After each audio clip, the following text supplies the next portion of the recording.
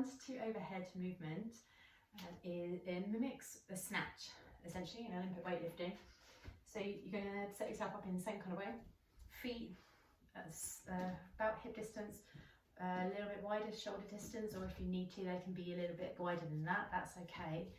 Then we're going to slide the hips back, so whatever device we're using is touching the floor, or if it forces you to round your spine to get to the floor, just go to where you can get it maintaining the length in your back. So you're going to screw the feet into the floor. You're going to lift your hips and your shoulders at the same rate. So we're not doing bum, shoulders like a deadlift. We're doing both at the same time, which means that the weight can go straight up. It doesn't have to move in any other direction, which will then slow it down. So straight line movement, keeping it as close to the body as you can. When it gets to your hips, you thrust until the weight goes overhead. And again, trying to make it go in that straightest line possible. So that would be a muscle ground to overhead. Or you can do it catching it into like a power position, so with bent knees. That would be, if it gets a little bit heavier, you'll need to do that.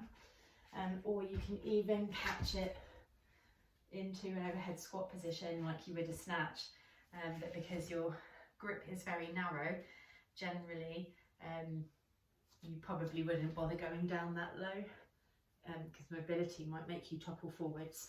So for the purposes of this exercise and this workout, either power or muscle it where you're not catching it in bent legs. When your arms are at the top, try and avoid arching or over arching your lower back. So jump, squeeze your bum to support the back. If you find that by taking the arms by the ears, it then forces you into hyperextension, then just keep the arms slightly further forwards, and over time it will go further back. Brace the belly the whole time. And you can use any item you want. You can even just use like a foam roller to get used to the movement pattern and to just get your heart rate up. You can do like a kettlebell, and you can hold it on the handlebars, so you're flipping it over. When you get to about here, that's when it turns.